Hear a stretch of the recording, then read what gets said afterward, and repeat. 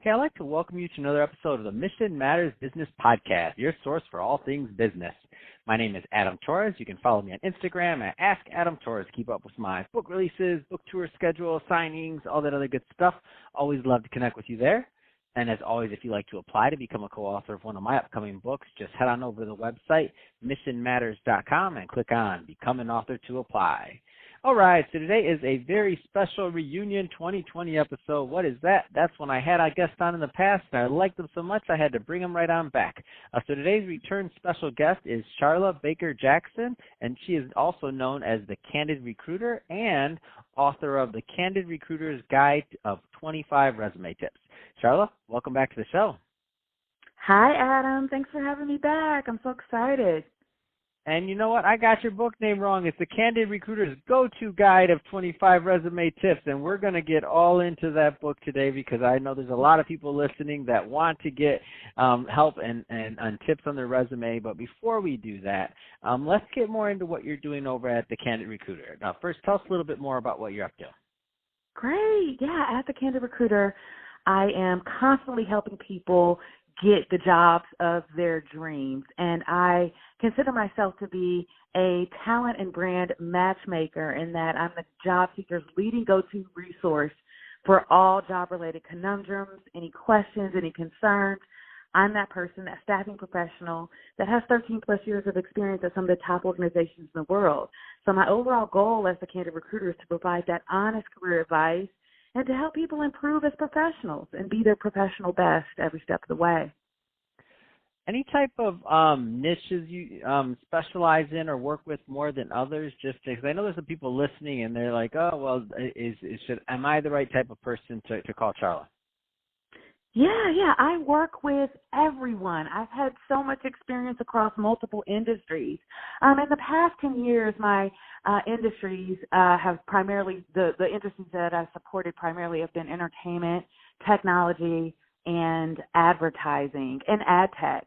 However, working in entertainment early on in my career at large studios gave me a lot of exposure to different departments. So I am well-versed in recruiting anyone from a production assistant to a senior-level finance executive and everything in between, from marketing to any type of creative, broadcasting, development, to engineering and all of the more technical and support business units.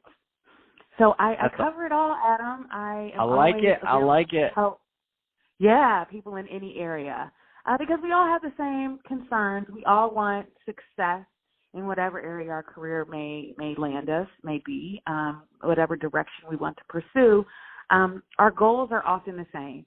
We want to have a great resume that will get us in the door, that can get us the interview, and hopefully land us a great opportunity and a career that leads to more opportunity. I love it.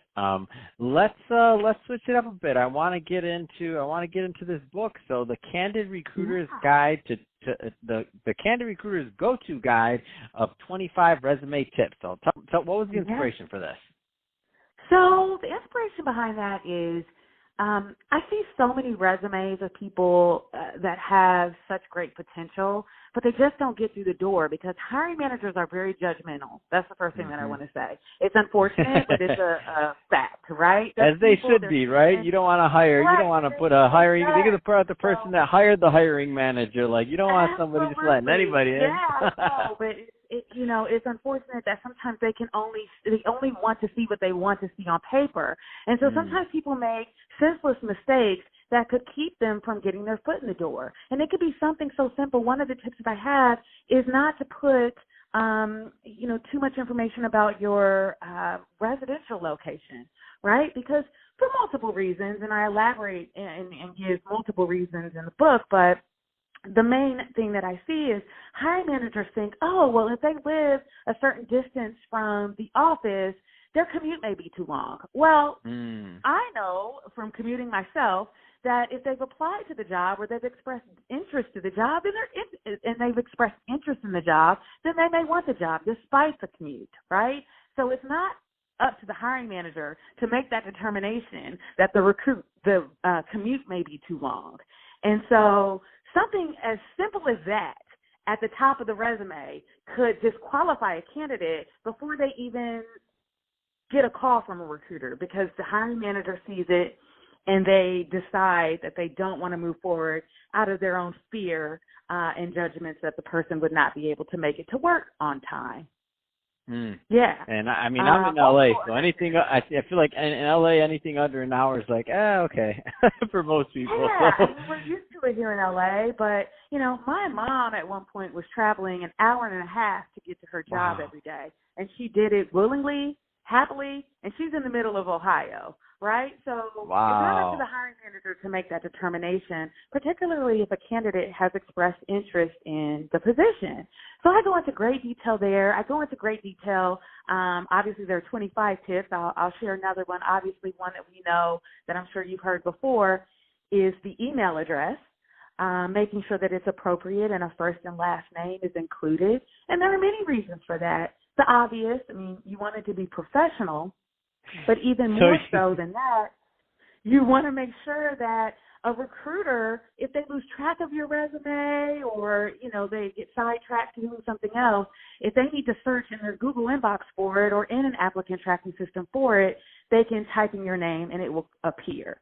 And they can access your resume. Another thing that I like to emphasize there is the importance of making sure that you have an updated domain address, right? So what I mean by that is, especially working in technology, if you're applying for an opportunity in technology where they're always ahead of, you know, trends and the advancements in the industry, you want to make sure that your email domain is not AOL.com. No offense to AOL.com, but that's just not. Yes, much defense to it if you're in tech. Are you kidding me? You can't do that. You're not allowed. Sorry. So and if you don't know that, then you don't need to get hired. Sorry. Yeah, I said that, not you. Right. So those are just things that are common mistakes that I see. And, you know, I have a Yahoo account. I had one for a while, you know. It's the one I started with. But for my resume, I do use my Gmail account. And then sometimes what we see is people will utilize their own domain name as, you know, if they have something set up on their own. So multiple tips like that. But I go into great detail and give a lot of examples of how people can make common mistakes that can easily be rectified if they get my ebook and see the proper way to format and make sure that they're touching on all the key areas of relevance so that a hiring team is interested and gets them in for an interview. Man, it makes so much sense. And some of these things are small, but if you think about it just like that checklist of 25 things, I mean, there's always going to be room for improvement in a lot of different areas. No, I love it. I mean, it's great. You put all these tips that you've been coaching and working with hundreds of clients through the years with, and put it in this book. So tell me, how can people get the book? Where can they download it? I mean, tell us a little bit more. Yeah, they can reach out to me through my website. It's www.CandidRecruiter.com or Instagram. Instagram is great for me. I'm always engaging with people there, and that's at TheCandidRecruiter on Instagram. You know, I like to add this. I have Candid there, so I always tell people it's there for a reason because I tell the truth, you know. It's not shy. It's not the shy recruiter. It's the Candid recruiter. It's not the shy recruiter, because I right? want people to be successful and to be able to really be prepared so that they can pull out their professional best every step of the way. Awesome. Final question, Charla. So, what are the plans for 2020 for the Candid Recruiter? Tell us more. Oh, I have big plans. I'm looking to do some really creative things in media. I am working on a second ebook for interview tips. So I'll have to come back on your show to talk about that once that's done. And just doing a lot of speaking engagements. I recently spoke at the Revolt conference. I spoke on a tech panel, and I have a lot of great opportunities coming up, speaking at USC soon, my alma mater. And so I'm really excited to go back and always give back in the educational space as well. So, yeah, just a lot of traveling around, making sure that I'm getting the word out about the Candid Recruiter brand, and again, just doing what I love most, and that's helping people find the right opportunity.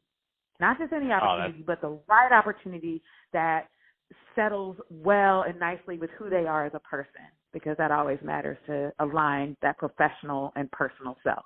Yeah. That's awesome. Love it. Again, Candid Recruiter, helping people find the right opportunity. Love how you put that, Charla. Let's leave your website one more time so that people know how to go grab that book.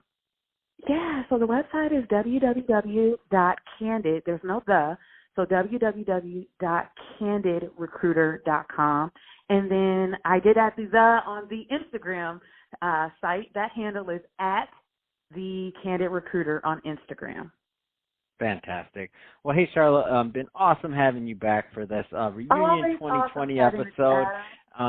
Absolutely fun and number one, and I think a lot of people are going to get a lot of great use out of that book. Everyone go to the website, download that. You won't regret it. Charla's definitely an expert in her field and in what she's doing. And to the audience, as always, thank you for tuning in. Hope you got a lot of value out of this. If you did, don't forget to subscribe to the podcast. Leave me a review on the Apple iTunes Store. If you're watching this on our YouTube channel, Mission Matters Business, then definitely subscribe there, but also leave us some comments on the video. Love to hear your feedback and what's going on in your world. Let's keep the conversation going. And Charla, thanks again for coming back on the show.